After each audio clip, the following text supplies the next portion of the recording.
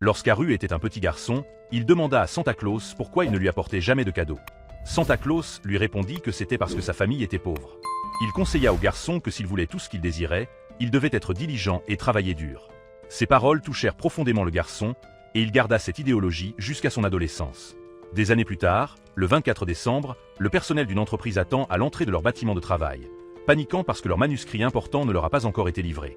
L'un d'eux dit aux autres de ne pas s'inquiéter, car le plus rapide. Des services de vélo sont en route. Le livreur à vélo arrive, mais une petite pierre sur la route le fait tomber. Il se relève comme si de rien n'était. Il enlève son casque, révélant qu'il s'appelle Haru, maintenant âgé de 16 ans.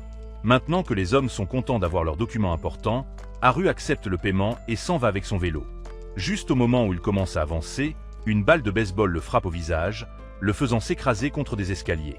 Plus tard, Haru croise quelques-uns de ses camarades de lycée qui sont en route. À une fête de Noël. Il l'invite à venir avec eux. Mais il dit qu'il est en plein travail et qu'il n'a pas d'argent pour cela parce que sa famille est pauvre. De retour au bureau, le patron de Haru le renvoie, révélant qu'il sait que le garçon a menti sur son âge pour obtenir le poste. L'homme lui dit que ce sont ses parents qui l'ont informé du mensonge et qui leur a donné son salaire mensuel. Haru lui dit qu'il n'aurait pas dû faire ça parce que ses parents investiraient simplement l'argent dans un rêve irréaliste. Il court chez lui en hâte avant que quoi que ce soit n'arrive à son argent. En arrivant chez lui. En rentrant chez lui, il voit que leur appartement est maintenant vide. Il aperçoit l'enveloppe de salaire sur la table, mais il est déçu de découvrir qu'à l'intérieur se trouve une note de sa mère lui disant qu'elle a déjà investi son argent, ne lui laissant que quelques pièces. Les mauvaises nouvelles ne s'arrêtent pas là, car il y a une enveloppe scotchée à la fenêtre. Il l'ouvre et est choqué de voir qu'il s'agit d'une facture, indiquant qu'il a une dette de plus de 100 millions de yens. Une note de ses parents précise qu'ils ont emprunté de l'argent à certaines personnes, et maintenant ils lui ont offert la dette en cadeau pour Noël. Les créanciers de ses parents font soudain irruption dans l'appartement. Haru leur dit que ses parents ne sont plus là. Les hommes lui disent qu'il peut rembourser la dette lui-même en travaillant dans une mine de charbon sur une île, en donnant ses organes et en participant à d'autres activités apparemment illégales. Le garçon effrayé se précipite à travers sa fenêtre et s'enfuit pour leur échapper. Il se retrouve sur un banc dans le parc, où il commence à neiger soudainement. Il réalise alors que ses parents l'ont abandonné et qu'il a une énorme dette. Il déclare que ce que le Père Noël a dit sur le travail acharné était un mensonge depuis le début, et il veut abandonner l'idéal. Il voit cette fille près du distributeur automatique, essayant de prendre une boisson. Le garçon se cache dans les buissons, planifiant d'enlever la fille pour obtenir une rançon. Il voit alors que des jeunes hommes essaient de draguer la fille. Il la force à les suivre. Alors, Haru frappe l'un d'eux au visage. Les hommes ont tellement peur du garçon qu'il s'enfuit. La fille le remercie et se présente sous le nom de Naji. Le temps est si froid qu'elle éternue. Haru lui prête sa veste, et bien que Naji trouve le matériau bon marché, elle le remercie. Elle est toujours reconnaissante car cela la réchauffe. Elle dit au garçon qu'elle ferait n'importe quoi pour lui à cause de son bon geste. Il veut toujours prendre la fille en otage, alors il lui demande de sortir avec lui. Naji comprend mal ce qu'il dit comme une déclaration d'amour, ce qui la fait rougir et accepter. Le garçon demande le numéro de son tuteur et se dirige vers la cabine téléphonique. Resté seul devant le distributeur automatique, Naji découvre une note dans la veste du garçon qui indique que son nom est Haru. Pendant ce temps, Haru est à la cabine téléphonique, composant le numéro. Au moment où l'autre côté, il révèle accidentellement son nom, le forçant à raccrocher. Il sort de la cabine et trébuche, perdant accidentellement les pièces qui lui restent dans le trou menant aux égouts. Il a perdu tout espoir et s'allonge sur le sol, croyant qu'il n'importe pas s'il est diligent ou maléfique. Rien ne se passera comme il le souhaite. Une jeune femme l'aide à se relever et lui donne son écharpe. Son sourire bienveillant adoucit l'humeur du garçon, et il éclate en larmes. Il réfléchit à combien il se sent stupide d'essayer d'enlever quelqu'un, alors qu'il y a des gens bien comme la jeune femme dans le monde. Il se lève pour voir que Naji est forcé de monter dans une voiture par des hommes suspects. Pour la sauver, Haru emprunte le vélo de la gentille femme et se précipite vers la voiture à la vitesse humaine. À l'intérieur de la voiture, Naji crie le nom de Haru. Comme s'il l'avait entendu, le garçon apparaît devant la voiture, seulement pour se faire heurter. Cependant, il rebondit sur le capot de la voiture avec un visage intimidant. Les kidnappeurs commencent à craindre Haru, alors ils arrêtent la voiture. Plus tard, la police arrive pour emmener les kidnappeurs. La fille s'approche de Haru et lui demande ce qu'elle peut faire. Pour le rembourser de tout. Haru demande un emploi, mais s'effondre à cause de blessures accumulées. La gentille femme d'avant, Maria, apparaît devant Naji, et il s'avère qu'ils se connaissent. Naji lui dit que le garçon lui a sauvé la vie, et donc elle lui doit un emploi. Un hélicoptère arrive pour emmener Naji et Maria. La fille déclare qu'elle est une sans-anin, et que Haru sera son nouveau majordome. Haru est au sommet des nuages. Le Père Noël apparaît et lui dit qu'il est déjà mort. Pendant que Haru lui dit qu'il est dommage que personne Il pleurera pour lui. Santa lui dit qu'il le mérite puisqu'il a essayé d'enlever quelqu'un. Le garçon tombe à genoux, s'excusant pour ce qu'il a failli faire. Il se réveille, réalisant que ce n'était qu'un rêve. Il voit qu'il est dans une chambre riche et immense, alors il pense qu'il doit être au paradis. Ailleurs dans le manoir, Naji dit à Maria qu'elle est déterminée à faire du garçon son nouveau majordome, et que non seulement il a sauvé sa vie, mais il lui a aussi avoué ses sentiments. Maria ne comprend pas ce qui se passe, alors elle veut en savoir plus. Pendant ce temps, Haru est tombé sur la zone de bain, où il se détend dans l'eau chaude. Il réalise que Maria est également près de la piscine. Elle lui dit que ses blessures vont s'ouvrir à cause de l'eau chaude. Alors qu'elle dit cela, le garçon s'effondre. Il se réveille à nouveau dans la même pièce, avec Maria veillant sur lui cette fois. Elle se présente comme la servante du manoir et dit que la fille qu'il a sauvée est sa maîtresse. Elle demande au garçon ce qui s'est passé au parc. Haru a l'impression d'avoir été pris dans un crime et s'excuse auprès de la servante. Confus, Haru entre dans les détails, révélant qu'il a une énorme dette et qu'il a essayé d'enlever Naji. Naji entre dans la pièce, alors Haru s'excuse auprès d'elle pour ce qu'il a essayé de faire dans le parc. La fille pense encore qu'il parle de sa déclaration d'amour et lui dit qu'ils devraient prendre leur temps. Elle demande au garçon s'il cherche un travail stable et lui propose le poste de son majordome. Le garçon pense à tort qu'elle lui a pardonné d'avoir essayé de l'enlever et croit que la fille est gentille de lui faire encore cette offre. Un emploi après ce qu'il a fait. Il prend les mains de la fille et lui dit avec enthousiasme qu'il est heureux d'accepter le poste. La fille interprète son geste comme une déclaration romantique, ce qui la fait rougir. Maria les regarde, pensant qu'elle est entourée de personnes aux esprits vides.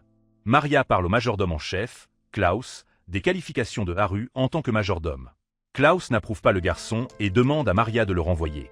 Ailleurs dans le manoir, Haru est tout habillé dans son nouvel uniforme de majordome. La femme de chambre lui dit qu'il a besoin d'eux pour nettoyer les chambres du manoir. Alors qu'il parcourt les couloirs, Haru est plein d'enthousiasme, déterminé à faire de son nouveau travail un nouveau départ pour sa vie et un moyen de rembourser sa énorme dette. Maria voit à quel point il est excité qu'elle n'a pas le cœur de renvoyer le garçon. Le garçon nettoie les chambres si parfaitement qu'elles brillent. Il dit à la femme de ménage qu'il a travaillé dans une entreprise de nettoyage à l'âge de 8 ans pour gagner de l'argent pour que ses parents puissent boire et qu'il a appris tous les trucs de nettoyage. Il a fait un travail si parfait que Maria ne trouve aucune raison de le renvoyer.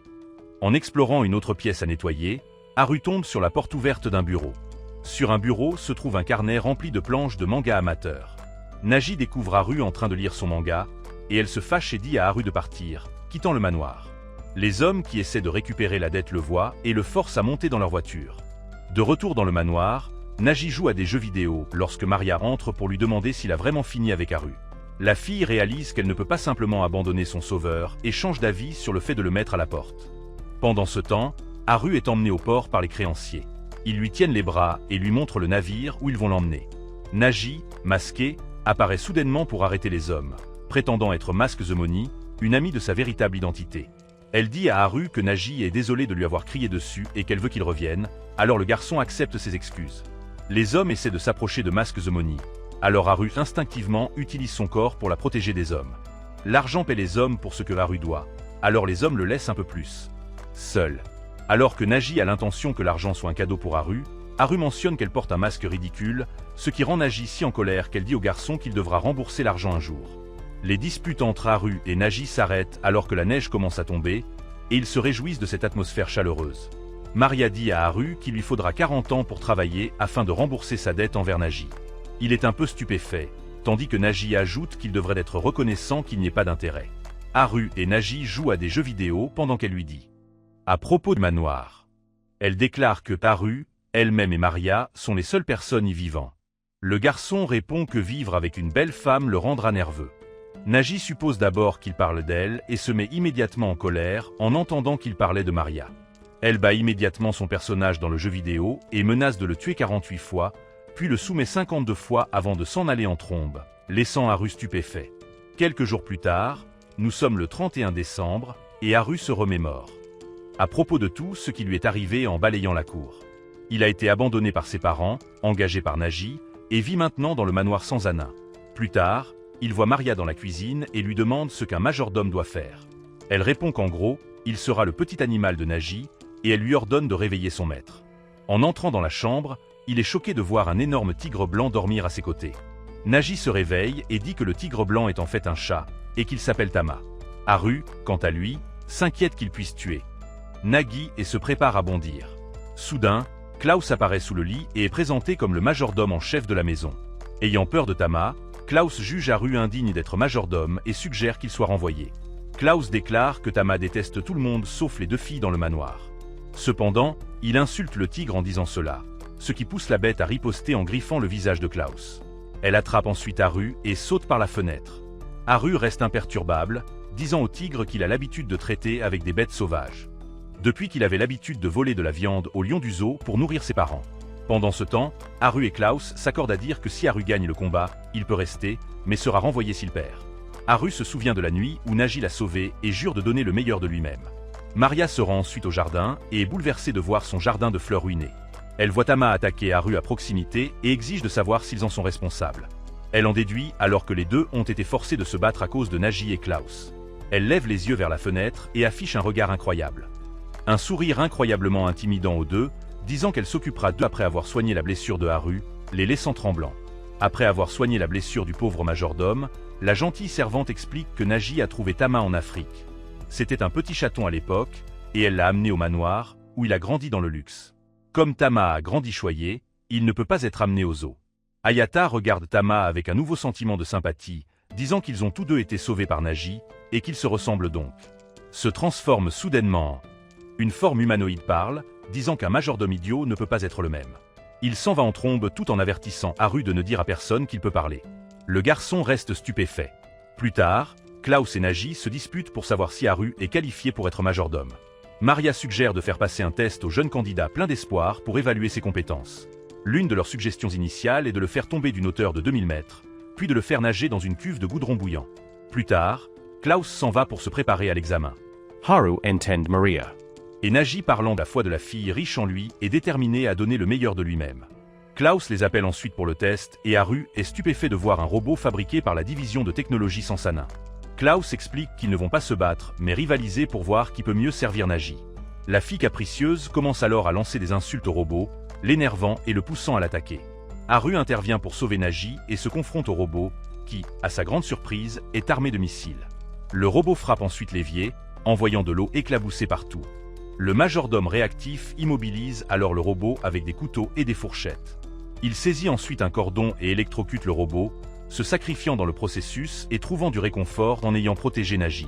Avec le robot vaincu, Klaus dit que Haru peut rester. Le nouveau majordome se réveille dans son lit et demande à Nagi s'il a réussi. Elle répond que oui, puis procède à une initiation formelle entre maître et majordome. Maria entre et est heureuse que Haru puisse maintenant rester. Haru nettoie le jardin et aperçoit non. Nagi quittant les lieux en voiture. À l'intérieur, Maria voit une boîte à lunch et réalise que Nagi a oublié de la porter. Elle dit à Haru que Nagi va à l'Académie Aku, une école pour enfants riches, et qu'il doit lui apporter la boîte à lunch à l'intérieur de l'académie, car Nagi ne supporte pas la nourriture de la cafétéria. En arrivant, le majordome diligent est émerveillé par la taille de l'école. Il est arrêté à l'entrée par un enseignant qui le prend pour un intrus. Il dit qu'il est le majordome de Nagi, mais elle l'attaque et l'accuse de mentir, disant qu'il y a aucun majordome qui a l'air aussi pauvre que lui. Haru, cependant, refuse de reculer, disant que c'est son devoir de livrer la boîte à lunch de Nagi. Il commence à se tourner autour alors qu'Haru se demande comment il va passer devant elle. Soudain, il réalise qu'ils ont en fait tourné en rond jusqu'à échanger leur place, et maintenant il est à l'entrée et peut facilement entrer. 3 étudiants qui regardaient, Mickey, Izumi et Risa, ont dit qu'ils aideraient le professeur à trouver l'intrus. Pendant ce temps, Haru se perd, entend une voix, lève les yeux et voit une fille sur le dessus d'eux. Un arbre. Elle demande un service, disant qu'il doit la rattraper. Elle saute avant qu'il ne soit prêt, se mettant juste devant son visage, le faisant tomber alors qu'elle atterrit en toute sécurité. Ils échangent quelques plaisanteries, tandis qu'il se demande pourquoi elle a grimpé. Elle dit qu'elle a en fait peur des hauteurs, mais qu'elle a grimpé pour sauver un petit poussin. Pendant ce temps, Maria appelle Nagi pour l'informer que Haru est en route pour lui livrer sa boîte à lunch. Une nouvelle qui ravit la jeune dame. De retour sur le terrain de l'école, la fille que Haru a aidée se présente comme Ina et dit qu'elle est la présidente du conseil des étudiants. En remerciement, elle propose de l'emmener au sommet de la tour de l'académie. Pendant ce temps, le professeur continue de chercher Haru. Elle demande à 3 filles de fouiller toute l'académie pour trouver l'intrus. Au sommet de la tour, Haru est émerveillé par la vue de la ville, tandis que Ina déclare que c'est parfait pour espionner tout le monde. D'en haut, Haru aperçoit la cafétéria et s'y dirige avec la boîte à lunch. Cependant, ils sont arrêtés par Yuri, qui s'avère être la sœur de Ina. Le professeur assoiffé de sang prend prend une épée et dit qu'elle va anéantir Haru puisque les spectateurs s'attendent à une scène de combat à la fin. Ina prend une épée et engage sa sœur dans un combat d'épée spectaculaire. Avec Haru distrait par la scène d'action, Yuri subtilise la boîte à lunch et court vers le bord de la balustrade. Yuri défie Ina de récupérer la boîte à lunch, mais Ina affirme son autorité en tant que présidente des élèves, déclarant Haru comme son invité. Yuri abandonne et est sur le point de rendre la boîte à lunch quand un vent fort la pousse soudainement du bord. Cependant, Haru la rattrape, prévenant sa chute mortelle, mais elle laisse tomber la boîte à lunch de Naji, ruinant la nourriture. Haru est tendu d'inquiétude, mais Naji arrive et déduit tout ce qui s'est passé. Elle remercie Haru et dit qu'elle a maintenant une excuse pour rentrer chez elle, mais il lui dit qu'elle doit rester à l'école. Pendant ce temps, nous voyons les trois filles flâner et heureuses que l'intrus leur ait donné une excuse pour sécher les cours. C'est le matin, et Haru prépare consciencieusement le petit déjeuner, prépare ses vêtements et encourage joyeusement Naji, qui voit que c'est une belle journée. Elle se lève tard, alors elle retourne directement au lit. Maria arrive et explique que Naji est déjà allée à l'école auparavant et pense probablement que c'est suffisant pour tout le semestre. Maria ajoute que la fille n'aime pas du tout sortir, car tout le monde est toujours après son argent. Le téléphone sonne, et Maria dit à Naji que Sakuya appelle. Elle passe le téléphone à Naji, qui raccroche immédiatement. Juste à ce moment-là, Sakuya se précipite à travers la fenêtre dans le couloir, furieuse d'avoir été raccrochée. Elle exige immédiatement que Maria lui prépare du thé, mais Naji lui verse une tasse de thé chaud sur elle. Les deux amis riches discutent à table, et Naji demande pourquoi elle est venue. Sakuya répond qu'elle a entendu parler du nouveau majordome et qu'elle est là pour vérifier à quel point il est vraiment drôle. Dans le jardin, Haru s'occupe des fleurs quand Sakuya arrive et l'attaque. Elle l'interroge ensuite, lui demandant son nom. En entendant sa réponse, elle déclare que c'est trop ennuyeux et dit qu'elle va l'appeler Minchi, le cultivateur de soja. Soudain, Naji entre avec un coup de pied volant au visage de Sakuya, lui disant de ne pas donner de nom ridicule à son majordome. Sakuya dit qu'elle va le transformer en comédien. Elle dit qu'il manque d'impact et le réprimande de penser qu'il est si génial juste parce qu'il est dans une émission de comédie. Haru pense qu'il doit la rendre heureuse, alors il dit qu'il va partager son meilleur gag de slapstick. Sakuya ne le trouve pas drôle, mais aime son style. De retour à l'intérieur, Sakuya se plaint du froid, disant que c'est la faute du majordome de ne pas les faire rire davantage. Maria dit que Sumi vient rendre visite, mais Sakuya s'inquiète qu'elle puisse être perdue car l'autre invité n'a aucun sens de l'orientation. Pendant ce temps, Marie est santé et demande à Haru d'en acheter. Inquiète qu'il puisse attraper un rhume, elle lui prête un précieux manteau en cachemire valant plus que lui. Par conséquent, il ne doit pas y mettre une seule tache de saleté. Dans une autre maison, nous voyons trois hommes en costume à la recherche de leur maîtresse. Ils trouvent une lettre disant qu'elle est sortie rendre visite à Naji. Ils s'inquiètent, car elle risque sûrement de se perdre et pourrait même être enlevée. Sur la route, Haru prend toutes les précautions pour garder le manteau propre, évitant la peinture qui coule, plusieurs bols de nouilles et beaucoup d'essèmes. Tout poulpe. Il traverse le parc en courant, voyant une fille fixant une machine à boisson. Elle place un papier talisman que la machine rejette. Haru lui dit qu'elle doit mettre de l'argent pour que cela fonctionne. Elle le regarde avec une expression vide et dit qu'elle enfreint les règles en parlant à un inconnu. Mais elle partage qu'elle est perdue et a besoin d'aide. Haru s'inquiète qu'elle puisse être en danger, mais propose tout de même de l'aider. Il est heureux de la guider vers sa destination, mais elle ne se souvient pas où elle va. Soudain, ses gardes du corps. Merci. Au revoir. Ils arrivent et exigent que Haru la leur remette. Ils pensent qu'ils pourraient être des kidnappeurs, et ils pensent la même chose de lui et dégainent leurs épées. Haru attrape Sumi et s'enfuit des hommes. Alors qu'il la porte à travers les arbres, l'ambiance devient romantique alors que Sumi le regarde au ralenti, comme un sauveur intrépide. Il s'avère qu'elle veut dire qu'ils sont maintenant au-dessus d'un étang, et qu'il n'y a pas d'arbres à proximité vers lesquels sauter. En voyant cela, Haru et Sumi tombent, inquiets pour le manteau, il fait une tentative désespérée de l'utiliser comme une corde et de le lancer à une branche. Mais le manteau se déchire, et ils éclaboussent dans l'eau. Haru regarde avec inquiétude le manteau maintenant sale et déchiré, et se demande ce qui va lui arriver quand Maria le découvrira. Sumi propose de payer les dégâts, mais Haru dit que c'est son fardeau, donc il prendra ses responsabilités et continuera à la protéger des hommes en noir malveillants. Elle essaie de dire qu'ils sont ses gardes du corps, mais elle n'arrive pas à en placer une, tandis qu'Haru parle sans s'arrêter de la protéger quoi qu'il arrive. Il commence alors à se sécher le visage, pour ne pas attraper froid et mourir. Alors qu'elle frotte sa joue, il éternue, ce qui lui fait craindre d'être trop tard. Haru décide de l'emmener dans un endroit sûr et la conduit aux portes du manoir. Il parle de Naji, disant qu'elle est têtue mais gentille. Il sonne à la porte, puis laisse Sumi là, devant le portail, en disant qu'elle sera sûrement admise. Pendant ce temps, les gardes du corps sont toujours à la recherche de celui qu'ils pensent être l'enlèvement. À l'intérieur du manoir, Naji refuse de manger jusqu'à l'arrivée de Sumi. Naji lit un manga quand elle voit Sumi entrer dans le manoir. Elle est surprise, car elle s'attendait à ce que son ami soit perdu et n'arrive que plus tard. Sumi dit qu'elle est tombée sur Haru et mentionne de manière désinvolte qu'il a besoin de soins médicaux, sinon il va mourir, ce qui choque Naji et Maria. Sous un pont, Haru éternue et se demande comment il peut faire réparer son manteau, sinon il ne pourra jamais rentrer chez lui. Juste à ce moment-là, il est repéré par les hommes à qui ses parents ont emprunté de l'argent. De l'autre côté, les gardes du corps de Sumi arrivent et voient les hommes comme une concurrence pour Haru. Ils sortent leurs épées. Haru essaie de s'éclipser, ce qui finit par retourner tout le monde contre lui. Il pense au manteau et à la façon dont il aurait dû simplement revenir et dire la vérité à Maria.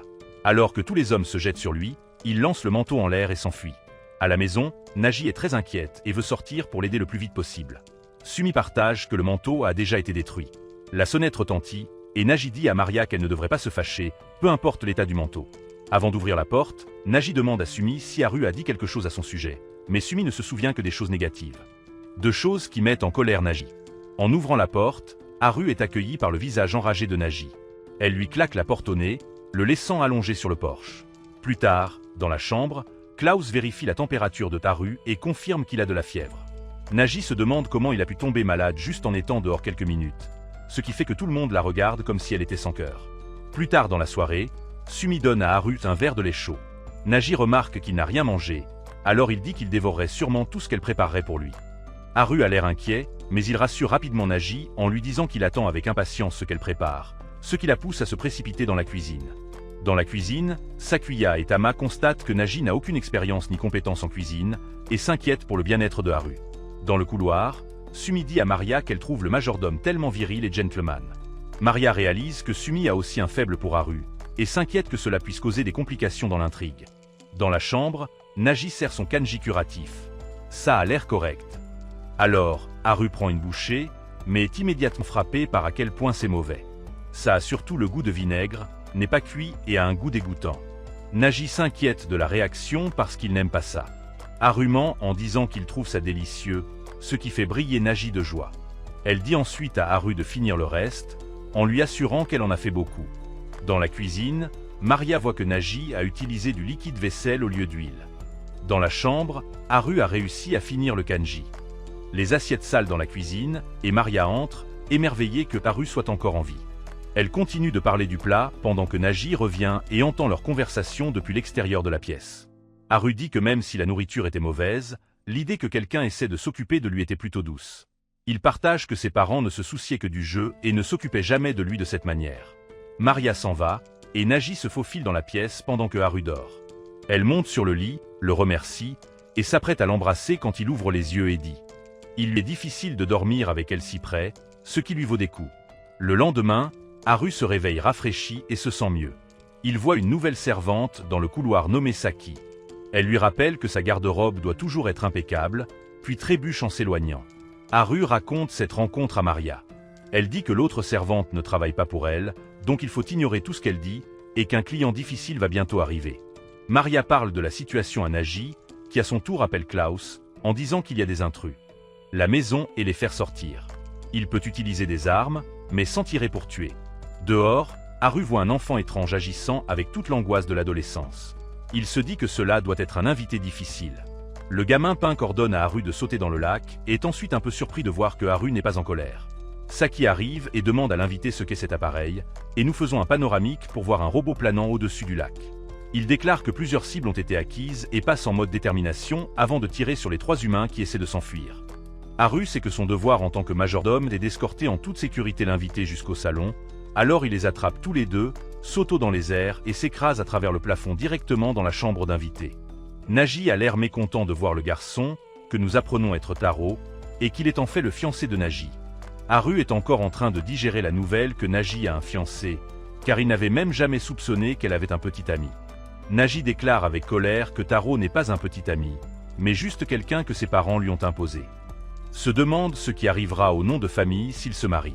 Mais Maria dit qu'il n'y a pas de souci car Taro sera comme une sangsue qui se marie dans la famille et prend son nom. Taro est en colère à l'idée de prendre son nom et dit qu'il est la seule chance qu'une personne aussi égoïste et impolie qu'elle aura de se marier. Le bruit réveille Sumi, qui voit Taro, et lui demande s'il est aussi là pour évaluer les compétences du nouveau majordome. Taro rougit en la voyant, et il est clairement timide avec elle. Il se comporte soudainement de la meilleure des manières, disant qu'il et Naji ne se disputent jamais. Maria explique que Taru a une énorme crush sur Sumi. Naji dit qu'il cherche une excuse pour annuler les fiançailles, et elle essaie de faire en sorte que Sumi aime Taru en retour. Maria suggère qu'ils prennent tous le petit déjeuner ensemble. Haru demande à Sumi si elle aimerait un petit déjeuner de style japonais, et Taru remarque rapidement la réaction de Sumi et soupçonne qu'elle pourrait aimer Haru. Il défie alors avec colère le majordome à un combat violent avant le petit déjeuner. Taru sort, épée à la main. Naji dit que perdre pourrait être formateur pour le caractère, donc Haru devrait s'en aller. Jusqu'à ce qu'il soit proche de la mort. Haru s'entraîne un peu sur une pierre, la découpant en morceaux, ce qui met Taru mal à l'aise. Pourtant, il reste déterminé à se battre, mais il ne peut pas se retirer avec Sumi qui regarde. Pendant ce temps, Haru pense à comment il peut utiliser cette situation pour rapprocher Taro et Sumi. Il décide de perdre intentionnellement et de faire en sorte que Taro ait l'air bon. Cependant, son jeu d'acteur est si évident qu'il est clair pour tous ceux qui regardent ce qui s'est passé. Sumi le félicite même d'avoir perdu intentionnellement pour ne pas nuire à la fierté de Taro. Le jeune fiancé ne peut pas supporter l'embarras et s'enfuit en larmes, jurant de ne jamais pardonner au jeune majordome. Plus tard, à l'intérieur, Haru pense à la façon dont il devrait s'excuser auprès du garçon bouleversé, tandis que Naji suggère qu'il devrait simplement les oublier. Sumi dit que quiconque a fait pleurer Taro devrait s'excuser, ce qui pousse Naji à rétorquer que c'est en fait elle qui l'a fait. Haru demande où vit Taro, et ils disent qu'il habite au sommet d'un immeuble dans le centre de Shinjuku. Naji donne à Haru un paquet à remettre à Taro. Il croise Saki, qui propose d'accompagner Haru. Elle dit qu'elle est encore timide et nerveuse autour de lui, après qu'il a porté lors du dernier épisode. Ils arrivent à l'endroit, et Saki désigne un magasin de location de vidéos à 2 étages au milieu de tous les grands immeubles, en disant que c'est là que se trouve Taro. Ils entrent, et Taro saisit immédiatement Haru, exigeant de savoir ce qu'il fait là. Le gentil majordome remet rapidement le paquet à Naji, ce qui rend Taro curieux. Saki explique que la famille de Taro est au bord de la faillite. Et l'accord de fiançailles n'est qu'un moyen d'accéder à la fortune de Naji. Mais Taro est déterminé à rendre la location de vidéos encore plus réussie. Il ajoute que 99% de son entreprise consiste à louer des vidéos à Naji. Haru propose de s'inscrire en tant que membre, mais Taro est surpris de voir que Haru est déjà inscrit. Le majordome est choqué et réalise que c'est son père qui l'a fait. Taro constate que Haru a 158 vidéos non retournées et doit en réalité plus d'1 million de yens. De retour au manoir, il réalise que sa dette ne cesse de croître. Naji essaie de trouver toutes les excuses imaginables pour éviter d'aller à l'école, au grand désarroi de son dévoué majordome Haru. Naji a l'impression que son majordome devrait être heureux qu'elle ne soit pas à l'école, car cela signifie qu'ils peuvent passer du temps ensemble. Elle est donc déçue de voir que le garçon semble n'avoir aucun sentiment pour elle. Maria, la servante sage et attentionnée du manoir Sansagnan, remarque le comportement de Naji et décide d'explorer plus en profondeur les sentiments de Haru, dans le but d'évaluer son affection pour sa maîtresse. Maria demande à Haru quel est son idéal. Une femme ressemble à cela pendant qu'elle nettoie les jardins du manoir. Comme le garçon a un faible secret pour Maria elle-même, le majordome répond qu'il aime les femmes plus âgées, décevant involontairement Maria. Pendant ce temps, à l'académie AQU, l'absence de Naji à l'école a attiré l'attention des membres du conseil des étudiants, Izumi, Miki et Risa. Ils en déduisent que Naji doit avoir un nouveau majordome et décident de rendre visite au manoir Sanzanin, avec l'intention de causer des problèmes aux nouveaux serviteurs dans ce manoir opulent. Il saisit une occasion de passer du temps avec Haru en lui demandant de s'habiller en uniforme de marin. Malgré son embarras, Haru avait un air étonnamment bon dans cette tenue, ce qui a poussé la fille à prendre une photo de lui. Non seulement le garçon est gêné, mais il craint aussi toute preuve de lui portant des vêtements de fille, puisque Klaus lui avertit qu'il ne devait pas être surpris en train de porter autre chose que des vêtements masculins pour garder son emploi. Amusée par l'inconfort de Haru, Maria se joint à la taquinerie en suggérant à Naji d'apporter d'autres tenues pour que le majordome les porte. Les pantiques s'intensifient alors qu'ils optent pour un costume de chat féminin, ce qui embarrasse encore plus Haru. Tama, le tigre, se réveille de manière inattendue et tombe amoureux de Taru dans sa tenue féline. Une course chaotique s'ensuit, entraînant Tama à travers une fenêtre avec Haru, les propulsant à l'extérieur. Pour stopper le désir du tigre, Haru lui donne un coup de pied, le mettant hors de combat. Malheureusement pour le majordome, Klaus arrive juste à temps. Haru tente d'éviter le chef majordome pour ne pas être vu dans le costume de chat. Lui, mais l'homme le voit toujours et le prend pour un intrus à cause de son déguisement. Le donneur de coups de tête examine de plus près l'intrus, seulement pour tomber amoureux au premier regard, incapable de reconnaître le majordome. Avant que Klaus ne puisse harceler le garçon, Maria intervient et assomme le donneur de coups de tête avec un gant de boxe à ressort. Maria remet ensuite Haru dans son habit de majordome habituel, ce qui laisse le garçon reconnaissant envers elle. Cependant, Naji ne pouvait s'empêcher de ressentir une pointe de jalousie en voyant l'admiration de Haru pour Maria. Pour eux, les membres du conseil étudiant ont observé ces événements de loin, supposant à tort que le foyer sans ans avait acquis une nouvelle femme de ménage, en plus d'un nouveau majordome, à cause du déguisement de chat de Haru. Cherchant à soigner ses blessures causées par le chaos précédent, Haru se retire à la clinique des infirmières du manoir, où il rencontre par surprise Sumi, qui s'est perdue. En raison de leur tardive, Nagi insiste pour que Sumi reste passer la nuit au manoir. Plus tard dans la nuit, Haru se retrouve dans la salle de jeu du manoir. Il découvre Maria en train de jouer au billard. Maria invite le garçon à se joindre à elle pour une partie, profitant de l'occasion pour interroger Haru sur ses sentiments envers Nagi.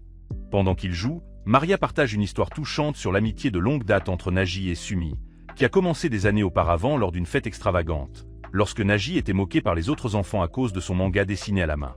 Frustré, Nagi jette son manga dans la poubelle, promettant de ne plus jamais faire de manga. Cependant, Sumi ramasse le manga. Déchet et lit-le. Au lieu de se moquer de Nagi, la fille a demandé ce qui se passait ensuite dans l'histoire. Nagi était si ravie de trouver quelqu'un comme elle qu'elles sont devenues meilleures amies depuis. De retour dans le présent, Nagi et Sumi sont dans la chambre. Nagi raconte passionnément l'une de ses histoires à la visiteuse, tandis que Sumi est sur le bord de son siège, écoutant. Pour rendre le jeu de billard intéressant, Haru et Maria parient que le gagnant peut faire au perdant tout ce qu'il ou elle veut. Maria dit que si elle gagne, elle fera en sorte qu'Haru se repose. 200 millions puisque l'ancien chiffre est difficile à prononcer. Haru est déterminée à gagner, mais Maria est trop douée en tant que joueuse pour que cela soit réaliste.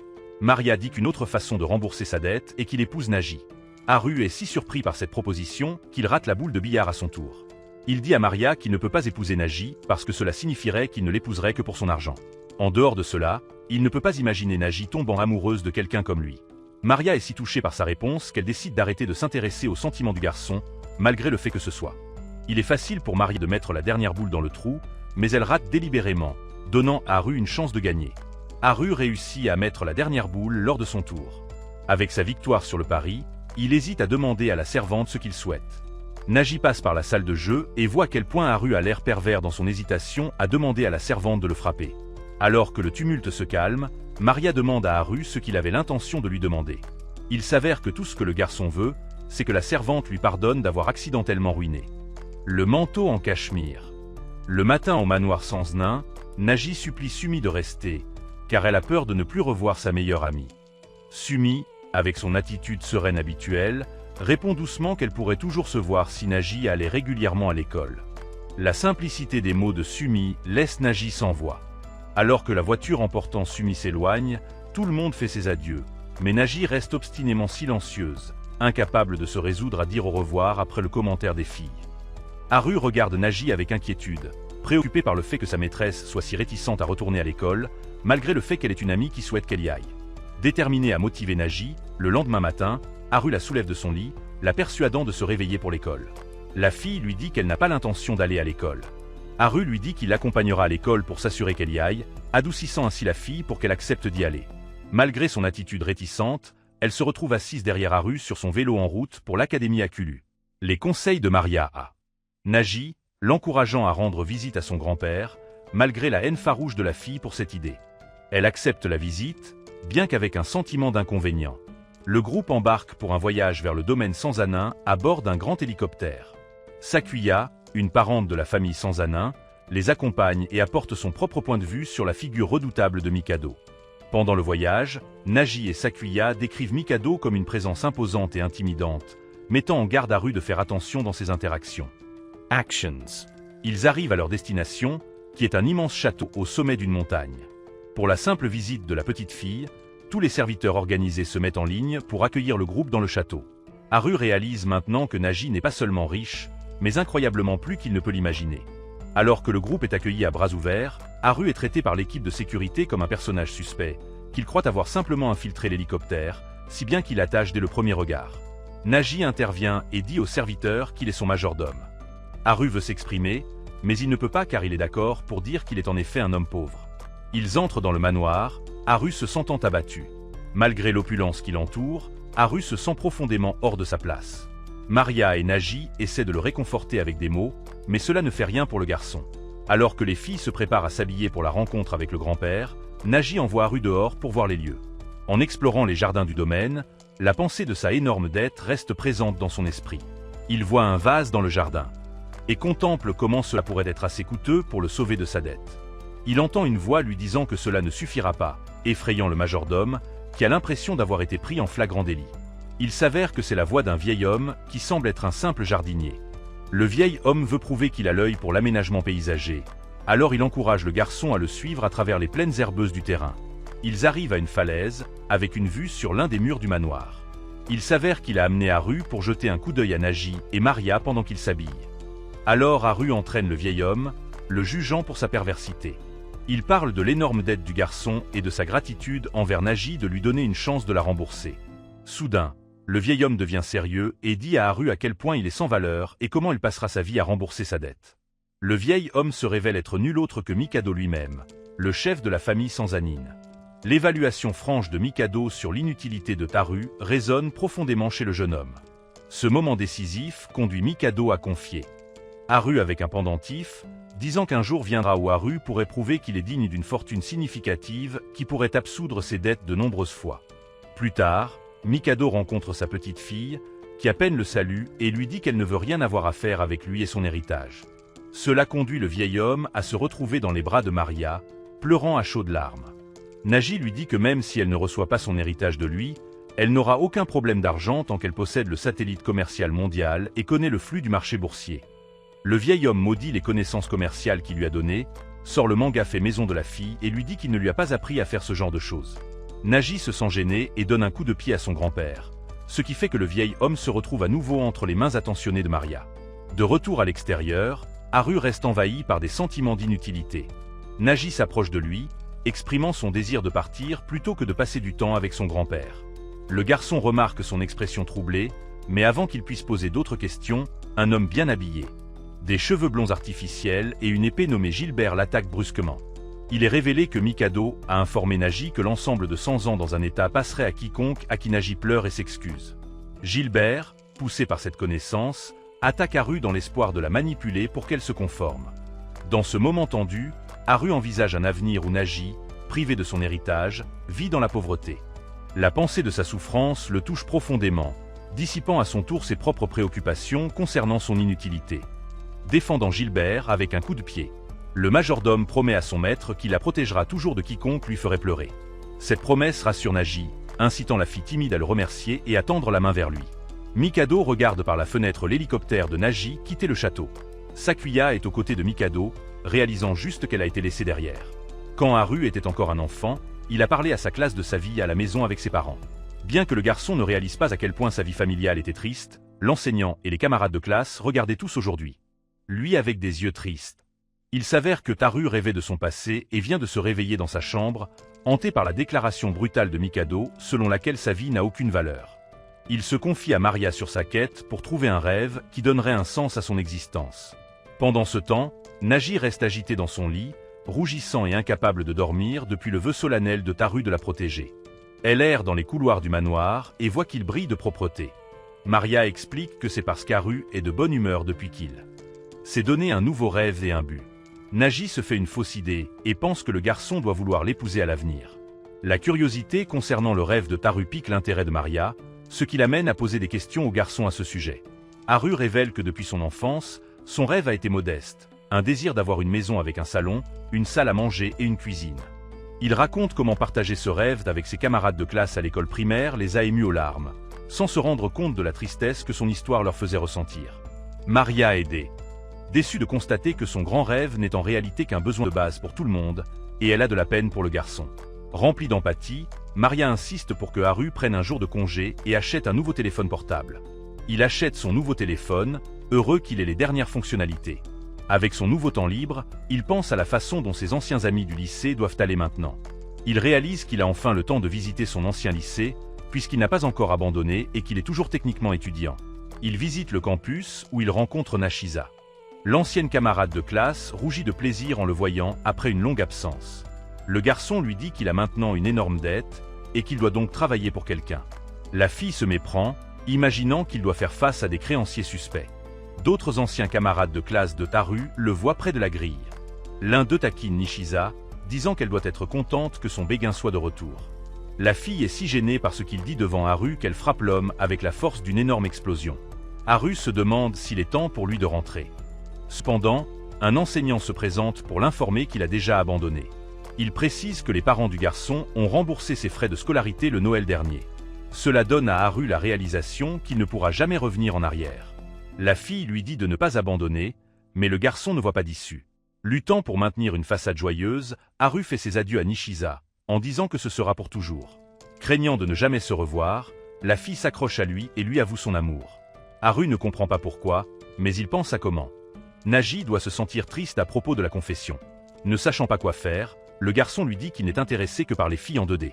La fille reste soudainement incrédule et frappe le pauvre garçon pour l'avoir rejeté. De retour au manoir, Haru est accueilli par Naji, qui saisit avec enthousiasme ses coordonnées dans son nouveau téléphone, ce qui lui apporte un sourire sincère. Ailleurs, Nishisa visite le magasin de location de vidéos de Taro, exprimant sa frustration face à sa recherche infructueuse du garçon qu'elle aime. Quelques instants plus tard, Haru entre par coïncidence dans le magasin pour rendre une vidéo. Elle tourne autour des DVD, évitant sans le savoir Nishisa, qui vient de quitter la porte du magasin. Elle se retourne et voit Haru sortir de l'endroit. Elle suit le garçon partout où il va, mais elle n'arrive pas à le rattraper ni à attirer son attention. Elle va jusqu'à le voir entrer par les grilles du manoir de Naji. Comme l'endroit est si immense, elle croit à tort que c'est la maison du percepteur de dettes et que le garçon a besoin d'être sauvé. Elle est repérée par une armée de sécurité, qui l'a tous prise pour une intruse suspecte. Les gardes appellent Maria, qui pense qu'elle pourrait être l'une des personnes les plus dangereuses. Des anciens amis de Haru. Avant que les gardes ne puissent la laisser partir, elle échappe à leur emprise et s'enfuit dans la vaste forêt du domaine. Perdue et effrayée, Nishisa rencontre Tama, le tigre. Tama poursuit la fille jusqu'à ce qu'elle trébuche et tombe au sol. Alors que le tigre se jette sur elle, elle appelle instinctivement à l'aide de Haru. Miraculeusement, Haru apparaît juste à temps pour la sauver, maîtrisant Tama d'un coup de pied bien placé. Soulagée de le voir, Nishisa suggère qu'ils quittent ensemble cette forêt inquiétante. Nagi. Par instinct, Naji et Nishisa réalisent qu'ils sont rivaux pour l'affection de Haru, et ils se lancent un regard intense à cause de cela.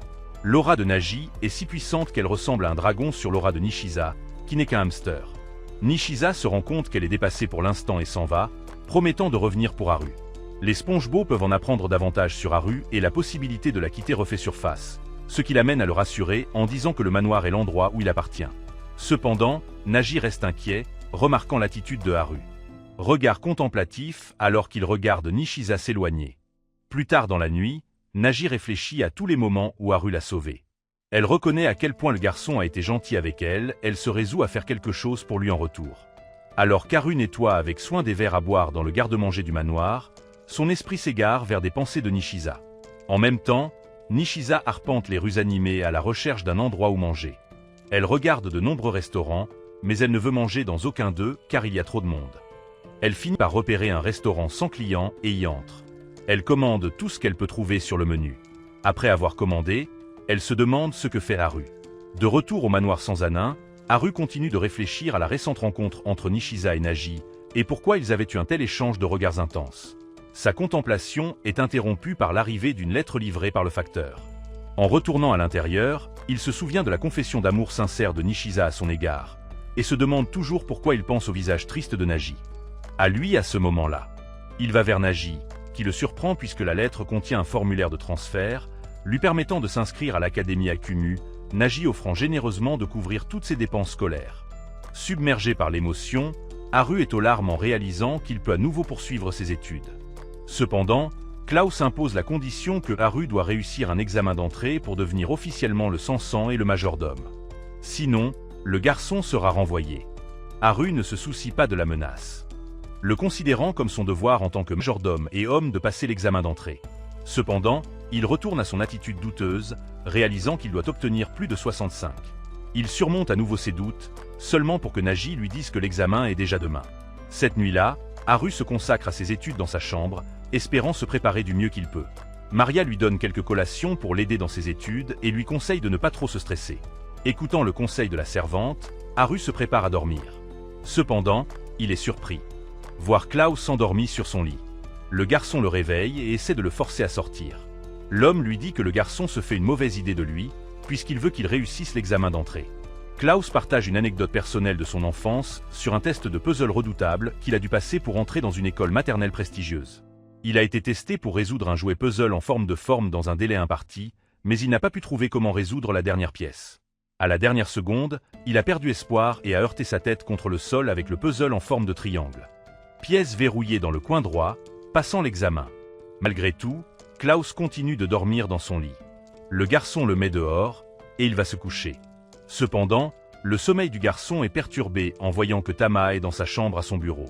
Le tigre lui offre chaque réponse du test, mais cela n'insulte que le garçon, qui le met dehors aussi. Le garçon met chaque objet lourd contre sa porte. Il retourne se coucher, seulement pour que le tigre se faufile par une ouverture dans le plafond et chuchote à l'oreille du garçon juste pour rire. Haru est si en colère qu'il le jette par la fenêtre. Le matin arrive, et Haru, accompagné de Nagi, se rend à l'Académie AQ. Le campus est si immense que les deux doivent prendre un train pour se rendre au lieu de l'examen. Yuri les attend en embuscade dans le train, leur disant que le test ne sera pas un examen ordinaire. Elle les emmène dans la salle d'examen. Haru craint le pire. Pour se retrouver confronté à la vue inattendue d'une banane suspendue à une ficelle, Haru évalue rapidement la situation, rejetant les outils comme des distractions, puisque la banane est suffisamment basse pour qu'il puisse l'attraper. Il saisit la banane directement, mais il s'avère que des singes étaient dans le coin de la classe depuis le début et n'attendaient que quelqu'un pour attraper la banane afin de la prendre. Haru mange la banane, ce qui entraîne une bagarre chaotique avec les singes. Yuri révèle que le test de la banane n'était qu'une blague de sa part et non l'examen réel, frustrant le majordome.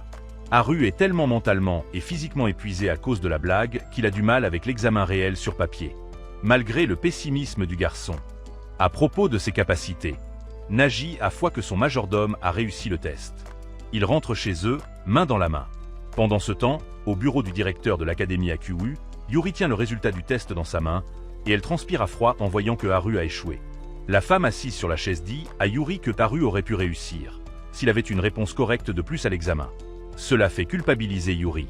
Elle laisse à l'enseignant la tâche de remettre la lettre de rejet au garçon. Yuri est en panique, ne sachant pas quoi faire. De retour au manoir de Nagi, le groupe discute d'une fête pour célébrer l'entrée de Haru à l'Académie AQU. Alors que Haru et Nagi jouent à des jeux vidéo, le garçon dit à Nagi qu'il pourrait ne pas avoir besoin de célébrer prématurément, se remémorant les nombreux obstacles qu'il a dû surmonter et qui auraient pu affecter les résultats de son examen. Cependant, la fille insiste avec confiance sur l'organisation d'une fête, croyant que Haru a réussi son examen de transfert à l'Académie AQU.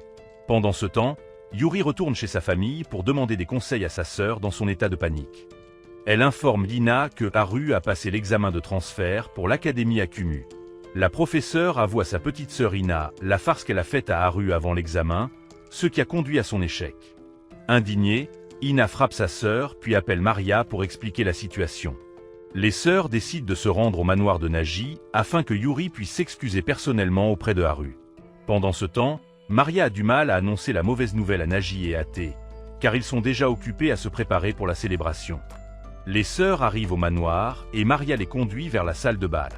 Là, la fête extravagante bat déjà son plein, avec de nombreux invités en costume et en robe qui envahissent la piste de danse.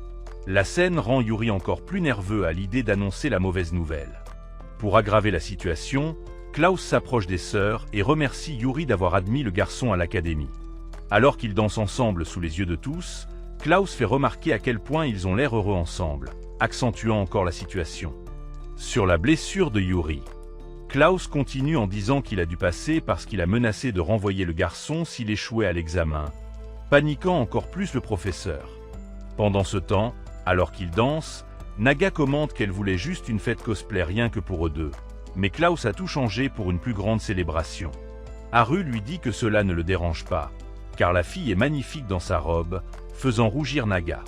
Il continue à danser, se sentant plus heureux que jamais. Klaus se pousse à avoir le courage d'affronter Haru avec la nouvelle. Elle s'approche du garçon avec quelque chose à dire. Avant qu'elle ne puisse exprimer ses mots, le projecteur s'allume pour elle, et Klaus l'encourage à faire un discours. Au lieu de dire la vérité, la jeune femme affiche un sourire et félicite le garçon. Klaus annonce aux invités que Sumi devait également faire un discours, mais qu'elle s'est perdue en route pour le manoir et n'est pas disponible. Il passe ensuite à la présentation du cadeau de Sakuya, une statue la représentant en train de marcher sur Haru. Sumi et Sakuya ne peuvent pas venir à la fête, mais Haru lui dit que ce n'est pas grave puisqu'Ina et Yuri sont à la fête à la place.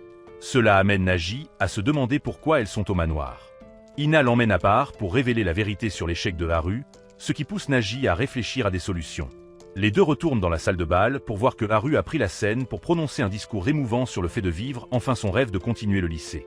Alors que les gens applaudissent son discours, Yuri fait une nouvelle tentative pour avouer la vérité, mais la joie de Haru à l'idée que Yuri soit son Le professeur principal l'a fait hésiter une fois de plus. Frustrés, Kina et Naji entraînent Yuri à l'écart, lui reprochant son incapacité à s'excuser. Yuri décide de garder la vérité secrète et élabore des plans complexes pour s'assurer que Haru ne découvre jamais rien. Izumi, Miki et Risa arrivent soudainement dans la salle de bal. Elles apportent la lettre de rejet que Yuri avait laissée à l'école et révèlent sans le savoir la lettre de rejet de Haru à tout le monde, ne réalisant pas qu'il n'avait pas encore reçu la mauvaise nouvelle. Yuri finit par s'excuser, mais le garçon est toujours d'humeur à dire au revoir. Déjà parti. En voyant la preuve de son échec, Haru s'éclipse de la fête pour se morfondre au bord du lac. Maria le trouve là et lui dit que tout le monde s'inquiète pour lui. Haru, accablé par la culpabilité et la déception, craque et dit que c'est de sa faute d'avoir eu tant d'espoir. Maria rapproche le visage de Haru du sien et lui révèle sa nouvelle carte d'étudiant de l'académie AQU, expliquant qu'elle a envoyé une recommandation à l'académie, ce qui a conduit à son acceptation. Ravi, Haru crie sa détermination à devenir le meilleur majordome. Pour le bien de Naji. Une fois le problème résolu, Maria se sent soudainement gênée par la proximité de son visage avec celui de Haru.